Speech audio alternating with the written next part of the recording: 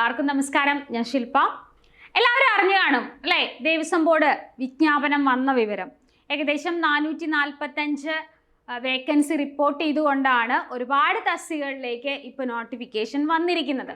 അപ്പോൾ അതിൽ എല്ലാ പോസ്റ്റുകളും എല്ലാവർക്കും അയക്കാൻ പറ്റുന്ന അല്ലെങ്കിൽ അങ്ങനെയുള്ള പോസ്റ്റുകളല്ല വന്നിരിക്കുന്നത്. അപ്പോൾ കേരളത്തിലെ പ്രധാനപ്പെട്ട 5 ദേവസ്വം ബോർഡുകളിലേക്കായിട്ടും അതുപോലെ തന്നെ ദേവസ്വം റിക്രൂട്ട്മെന്റ് ബോർഡിലേക്കും അങ്ങനെയായിട്ടാണ് ഇപ്രാവശ്യം നോട്ടിഫിക്കേഷൻസ് എല്ലാം വന്നിരിക്കുന്നത്.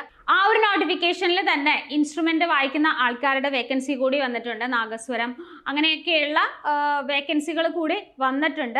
അപ്പോൾ അങ്ങനത്തെ പോസ്റ്റുകളൊന്നും എല്ലാവർക്കും അപ്ലൈ ചെയ്യാൻ പറ്റുന്നതല്ല. അതുപോലെ പാർട്ട് ടൈം ശാന്തി, അതുപോലെ പുരോഹിതൻ എന്നൊക്കെ പറഞ്ഞിട്ടുള്ള അങ്ങനെയുള്ള പോസ്റ്റുകളിലേക്കും വേക്കൻസികൾ റിപ്പോർട്ട് ചെയ്തിട്ടുണ്ട്. പക്ഷെ എല്ലാവർക്കും അപ്ലൈ ചെയ്യാൻ സാധിക്കുന്ന കുറച്ച് പോസ്റ്റുകളുണ്ട്. അപ്പോൾ ആ ഒരു പോസ്റ്റുകളെ കുറിച്ചിട്ട് നിങ്ങളോട് പറയാനാണ് ഞാൻ ഇന്നത്തെ ഒരു വീഡിയോയിൽ വന്നിരിക്കുന്നത്. അങ്ങനെ വരുന്ന പോസ്റ്റുകളാണ് ഒന്ന് തളി എന്ന് പറയുന്നത്. അത് കാറ്റഗറി നമ്പർ 2/2023 ആണ്. 2/2023 തളി. അതിൽ വരുന്നത് അതിൻ്റെ ക്വാളിഫിക്കേഷൻ എന്ന് പറയുന്നത് 10ാം ക്ലാസ് ആണ് യോഗ്യതയായിട്ട് പറയുന്നത്. അടുത്തത് കഴകം കം വാച്ചർ.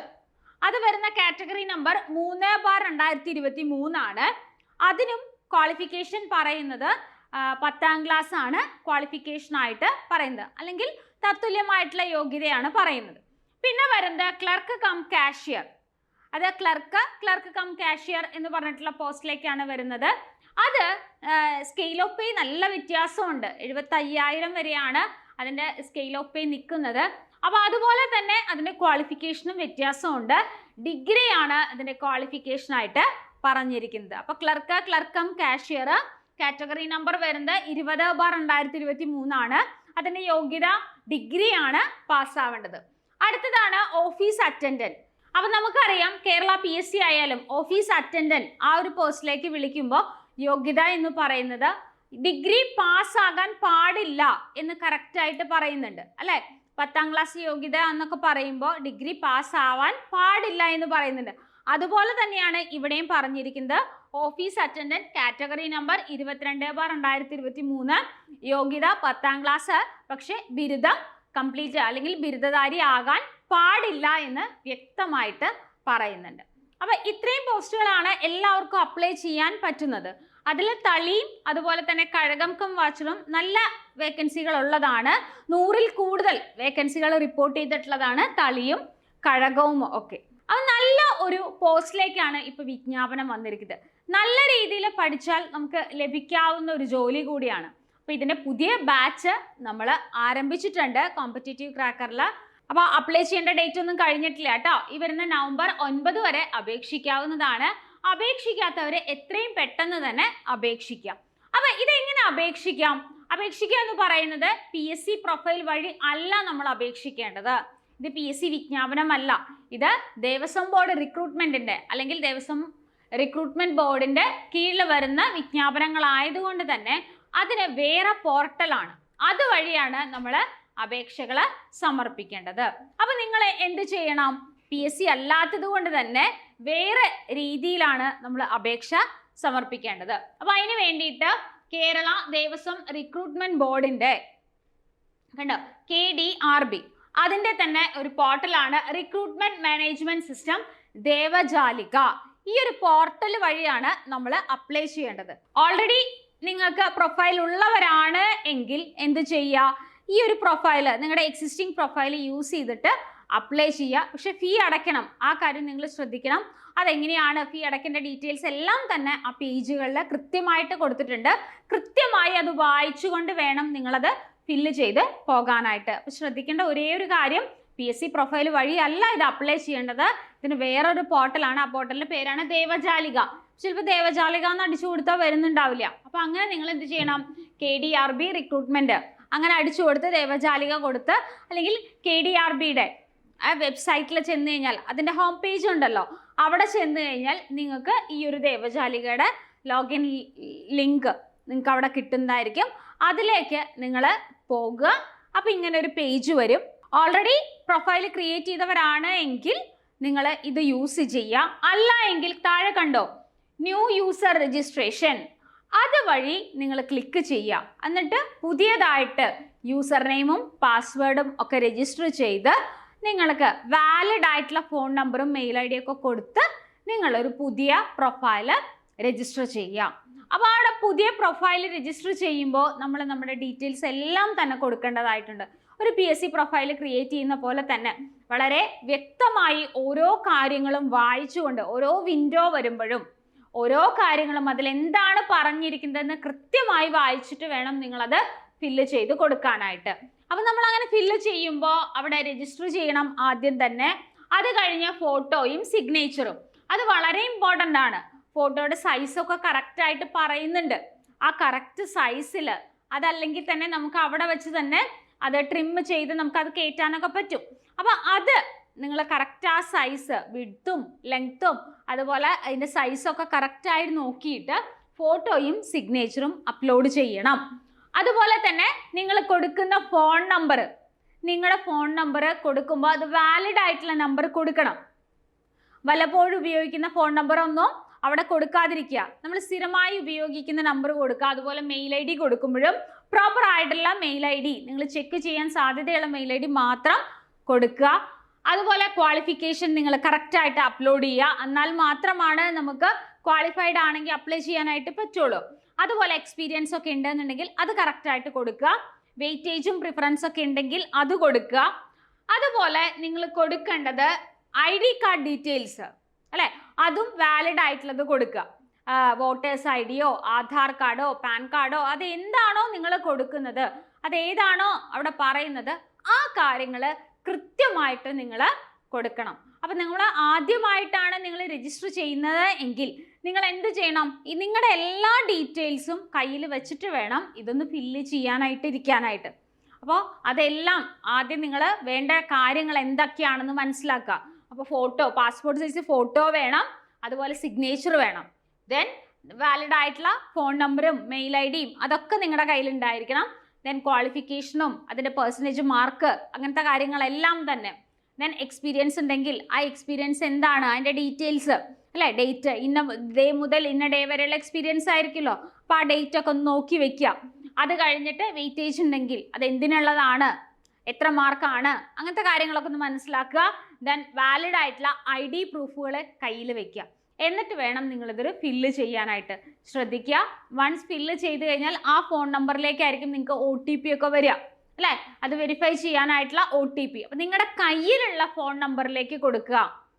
മനസ്സിലായോ? അത് നമ്മൾ എപ്പോഴും ശ്രദ്ധിക്കുന്നത്, ഒരു പുതിയതൊരു രജിസ്ട്രേഷൻ എടുക്കുമ്പോൾ നമ്മൾ OTP ഒക്കെ വരുമ്പോൾ നമ്മുടെ കയ്യിലുള്ള ഫോണിലേക്കാണ് നിങ്ങൾക്ക് OTP വരിക.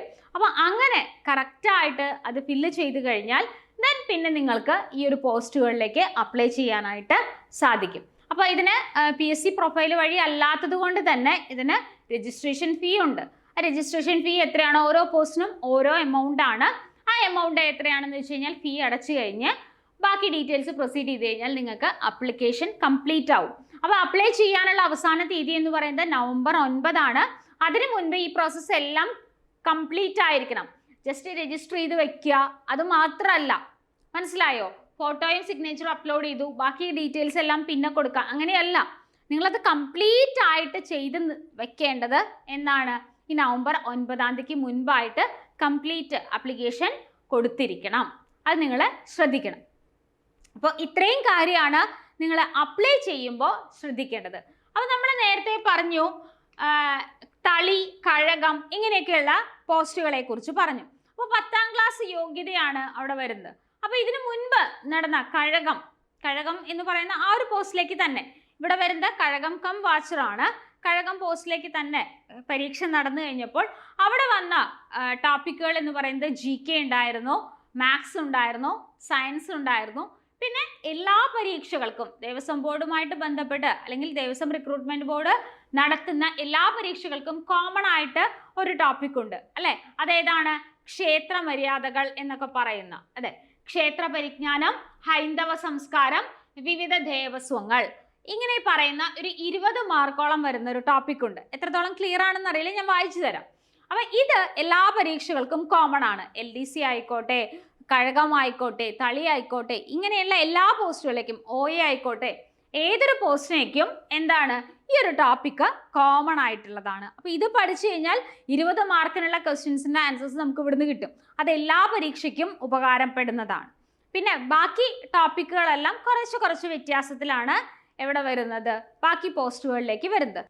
ഇപ്പോൾ ക്ലർക്ക് കാഷ്യർ ആ ഒരു പോസ്റ്റിലേക്ക് വരുമ്പോൾ ഡിഗ്രി ആണ് അതിന്റെ ക്വാളിഫിക്കേഷൻ അല്ലേ. അപ്പോൾ ബാക്കി പാർട്ടുകളിൽ കുറച്ചൊക്കെ അധികം മാറ്റങ്ങൾ ഉണ്ടായിരിക്കും. എന്നാൽ തളി അതുപോലെ കഴകം എന്നൊക്കെ പറയുന്ന ആ പോസ്റ്റിലേക്ക് കുറച്ച് കാരണം അതിന്റെ ക്വാളിഫിക്കേഷൻ എന്ന് പറയുന്നത് 10ാം ക്ലാസ് ആയതുകൊണ്ട് തന്നെ കുറച്ച് വ്യത്യാസം ഉണ്ടായിരിക്കും. പക്ഷെ കോമൺ ആയിട്ട് വരുന്ന ടോപ്പിക്ക് ഇതാണ്. ഇവിടെ നമുക്ക് പഠിക്കാനുള്ളത് ക്ഷേത്ര കാര്യങ്ങൾ, കേരളത്തിലെ പ്രധാന ക്ഷേത്രങ്ങൾ, പ്രതിഷ്ഠകൾ, ക്ഷേത്ര ഉത്സവങ്ങൾ, ദൈനംദിന ക്ഷേത്ര ചടങ്ങുകൾ, അതുപോലെ എന്താണ് ക്ഷേത്ര മര്യാദകൾ, ക്ഷേത്രവാദ്യം, ക്ഷേത്രകല, ക്ഷേത്ര സംഗീതം, ക്ഷേത്ര കലാപീഠം, പുരാണം, വേദം, ഹൈന്ദവ ഗ്രന്ഥങ്ങൾ, ഹൈന്ദവ ആചാരങ്ങൾ, അങ്ങനെയൊക്കെ കുറിച്ചിട്ടുള്ള കാര്യങ്ങളും അതുപോലെ കേരളത്തിലെ വിവിധ ദേവസ്വം ബോർഡുകളെ കുറിച്ചിട്ടും ദേവസ്വം റിക്രൂട്ട്മെന്റ് ബോർഡുകളെ കുറിച്ചിട്ടും അവയുടെ പ്രാധാന്യം, അവ എങ്ങനെ ഉണ്ടായി, അങ്ങനെയുള്ള കാര്യങ്ങളെ കുറിച്ചിട്ടും ഒക്കെ ചോദിക്കുന്നുണ്ട്. പിന്നെ പറഞ്ഞിരിക്കുന്നത് കൊച്ചി നാട്ടുരാജ്യം, പരീക്ഷിത് തമ്പുരാൻ,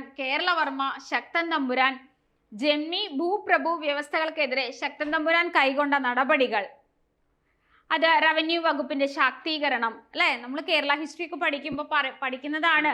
ദേവസ്വം പണ്ട് റവന്യൂ ഡിപ്പാർട്ട്മെന്റിന്റെ കീഴിലായിരുന്നു, പിന്നീട് അത് രണ്ടാക്കി മാറ്റുകയാണ് ചെയ്തത്.